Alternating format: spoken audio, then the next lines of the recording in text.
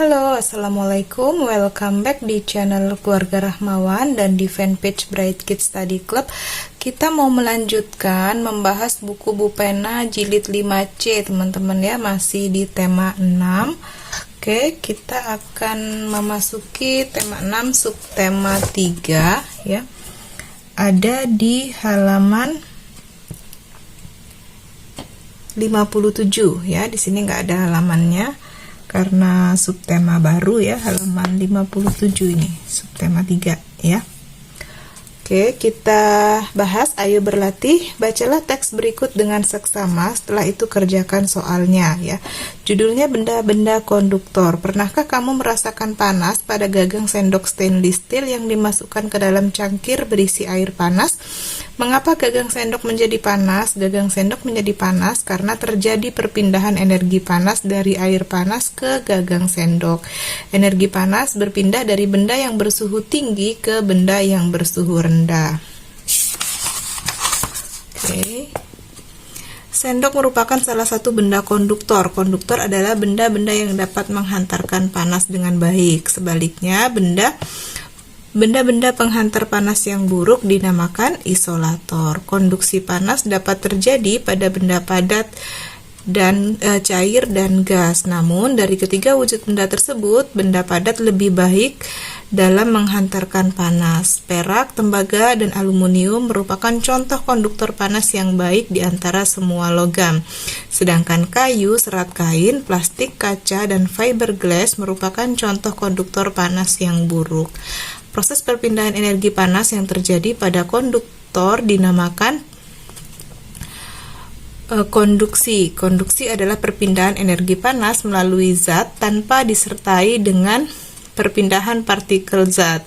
Biasanya penggunaan konduktor dan isolator dilakukan secara bersamaan dalam satu alat. Misalnya wajan dan panci yang terbuat dari logam, bagian wadahnya. Logam berfungsi sebagai konduktor dan pegangannya dilapisi oleh ebonit.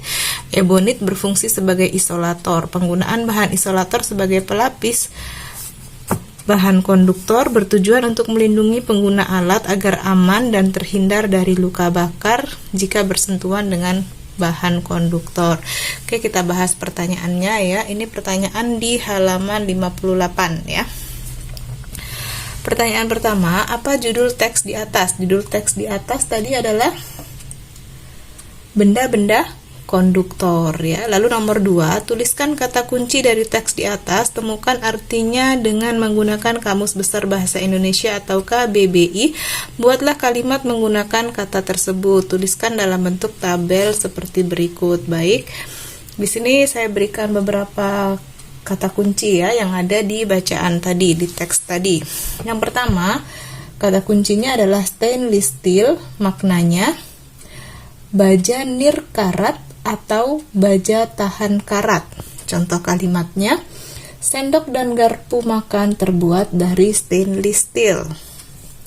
Lalu kata kunci yang kedua, konduktor, maknanya benda-benda yang dapat menghantarkan panas dengan baik. Contoh kalimatnya, sendok merupakan salah satu benda konduktor. Lalu yang ketiga, kata kuncinya isolator, maknanya benda-benda yang dapat menghantarkan panas dengan buruk. Contoh kalimatnya, contoh benda isolator yaitu kayu, plastik, kain, tembok, karet, dan kaca. Oke. Nomor 3, ini di sini ditulis nomor 4 ya, harusnya nomor 3 nih. Nih 1, 2, harusnya di sini 3 ya. Buatlah pertanyaan menggunakan kata kunci tersebut. Mintalah teman sebelahmu untuk menjawabnya, oke? Dari kata kunci yang di atas tadi kita buat pertanyaan. Yang pertama, stainless steel. Pertanyaan yang bisa kita ajukan adalah apa yang dimaksud dengan stainless steel.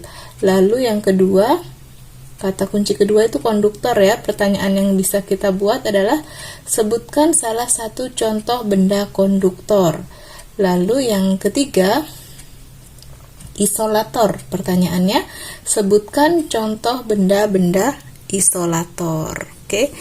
Lalu nomor 5, buatlah ringkasan dari teks di atas dan ceritakan ringkasan teks tersebut bergantian dengan teman sebelahmu. Jadi untuk teks ringkasan ini teman-teman bebas membuat sesuai ide masing-masing ya. Di sini saya berikan contoh ringkasannya.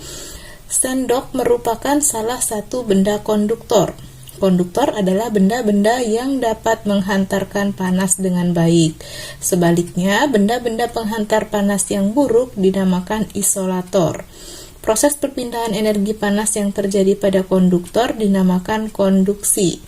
Konduksi adalah perpindahan energi panas melalui zat tanpa disertai perpindahan partikel zat.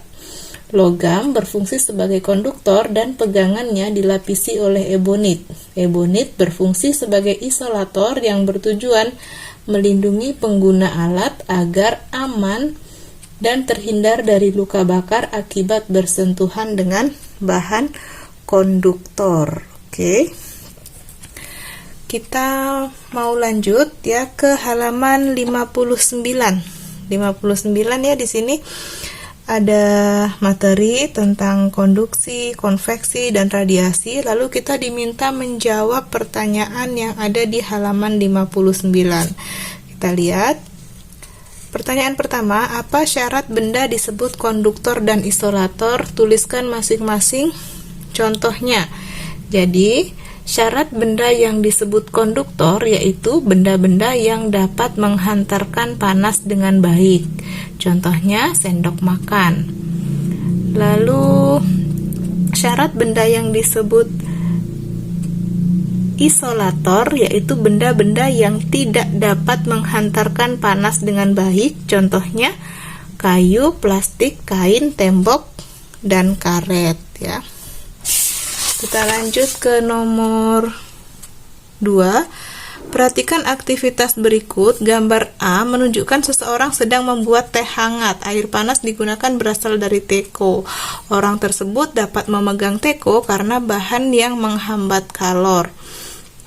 Menurutmu, bahan apa yang bisa menghambat kalor tersebut? Adakah contoh penggunaannya bahan yang serupa untuk yang lainnya? Tuliskan contohnya ya. Jadi bahan yang bisa menghambat kalor pada gambar A adalah pegangan teko yang terbuat dari bahan ebonit. Contoh bahan lainnya yang bisa menghambat kalor adalah kain lap ya. Lalu gambar B menunjukkan seseorang yang mengalami kedinginan karena dingin.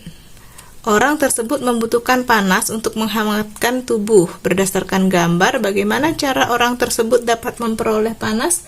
Jadi, pada gambar B, sumber panas diperoleh dari hembusan napas yang dikeluarkan dari mulut orang tersebut dengan cara menggenggam dan menggosokkan kedua tangannya ya.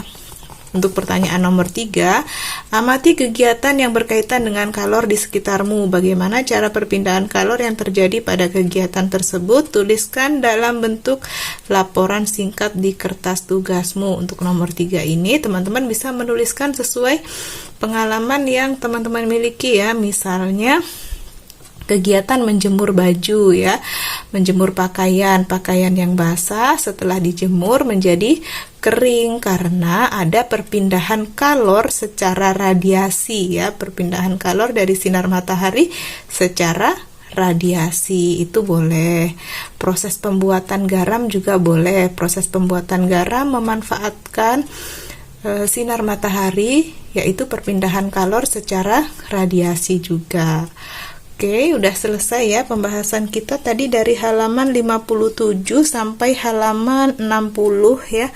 Semoga bisa membantu teman-teman mengerjakan tugas ataupun PR dari sekolah ataupun belajar secara mandiri di rumah. Jangan lupa like, comment, subscribe, dan share juga ke teman-teman yang lain agar lebih banyak yang bisa terbantu. Mohon maaf jika ada kekurangan. Thank you for watching. Bye-bye.